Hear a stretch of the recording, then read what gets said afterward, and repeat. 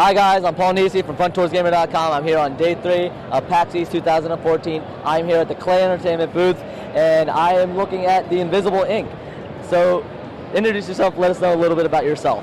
Sure, so my name's Corey, and I work at Klei Entertainment, and we're here at PAX East 2014, and we're here showing off Invisible Ink, and it's our turn-based espionage game, and we'd love to talk about it. Yeah, you guys are a staple here at PAX. I mean, you had obviously Don't Starve in the background here. Now you have Invisible Ink. You had Mark of the Ninja. You guys are here. I love checking out your booth every year. You guys have such a great style. It is a Klei style. And I really like the quirkiness of each one.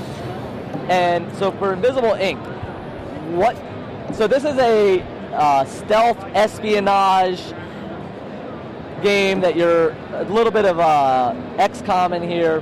I see a little bit of that. I see that you learned a lot from Mark of the Ninja. A little bit of Don't Starve is in here as well. You'll see that in the ranking up. So what made you want to do Invisible Ink? What was the catalyst that brought this about? Sure. So I mean, we like doing a different type of genre every single time we approach making a new game. So we like to kind of change things up a lot. And we did learn a lot of things from Mark of the Ninja. And actually, you had mentioned XCOM and FTL and stuff. And basically, what we kind of describe this game as is if the original XCOM and FTL had a baby that was raised by our game, Mark of the Ninja, and grew up watching nothing but Shadowrun.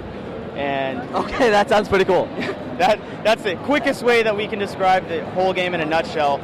We just really wanted to approach turn-based tactical espionage. We wanted it to be the focus, where when we approached Mark of the Ninja, we saw there's ninjas in video games all the time, but they're typically out in broad daylight murdering people. Yeah. And that's so un-ninja. That's not a ninja. Yeah, so we wanted to make a ninja simulator. With this game, we wanted to look at the turn-based kind of tactical game and not make it about killing people, where a lot of the turn-based games are about positioning your guys to outgun, outkill the other team while mitigating how many of your guys die. Yeah. So with this, information is power, not necessarily your arsenal and guns. Tools that'll give you more information to give you an upper hand and edge, a lead against the corporations that you're trying to infiltrate, which are the highest of security corporations in the world.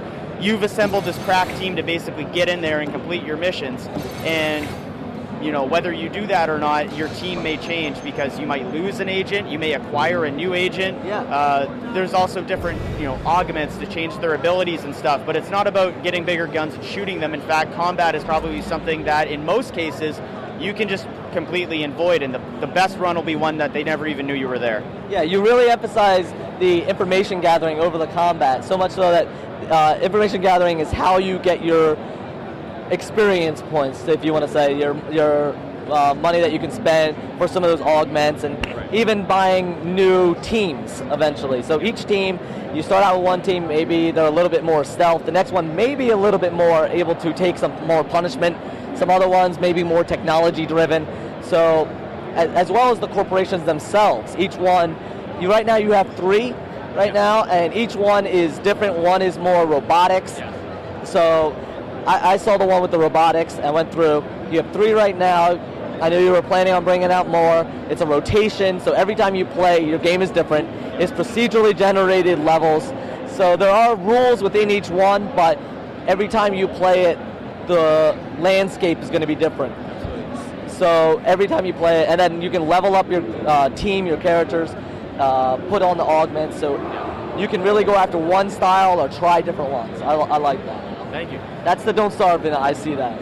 Yeah, well, I mean, with Don't Starve, procedural generation and the unknown was something that we really liked about that game, and adding that to a stealth espionage or a tactics game really adds a lot of replayability and a lot of interest to the game, because even I suck at XCOM personally. Like I can barely squeak through normal and easy, but when I do, by the time I got through the game, there was certain points where I'm like, oh, it's this map, it's the convenience store map, and I know there's some spawn areas over here. You know the high point you have to get to. And when I'm here demoing the Invisible Ink at PAX, like, once they get outside the demo room that basically says, hey, here's the controls, I have no idea what the room looks like, just like the person playing. So you really need to take advantage of peeking through doors, hacking into cameras, trying to get information so that you can, as quickly as possible, because you want to basically make your plan, because the threat level is rising, and the longer you stay in there and the more things you manipulate, your threat level's rising. So you want to get as much information about the terrain as possible so you can execute your plan and get out.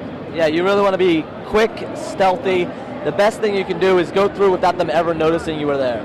And like you said, you go through and every time is different, so you really need to gather that information, not just for the points, but so that you can survive. Right.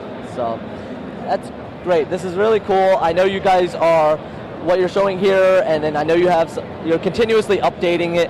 I know as with Don't Starve, you continuously updated it and improved it. There's a lot of after release, it's going to keep improving as well, adding new, and I see a lot here that it's really cool. I'm looking forward to seeing. What I've seen so far is really cool, but what's coming just makes me so much happier too. Yeah, there's definitely a lot coming. The game's in alpha right now. In the next little while, maybe the next month or two, it's going to hit Steam Early Access, so it'll be accessible there. For now, if you just want to go to invisibleinkgame.com, you can pick up the alpha and get in right now, and then you'll eventually get into the beta as well as the full release game with that.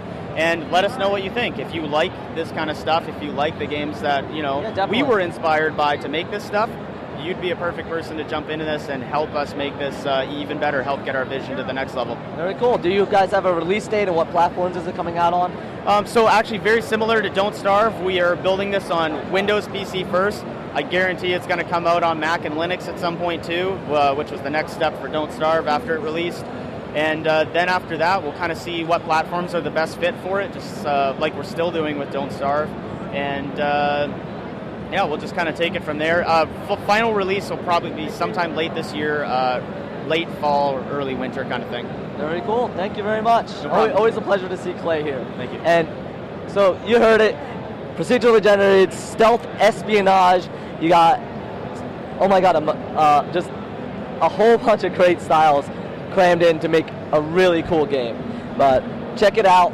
Go check out the alpha and watch it as it progresses and they keep improving it. I love seeing that. That's one of the things I loved on Don't Starve, was going in there early and seeing how it improved and everything that changed. And it just made it a new game every time. So very cool. Thank you very much. This is Paul Neeson from Front Doors Gamer signing off on PAX East. Go check out Klei.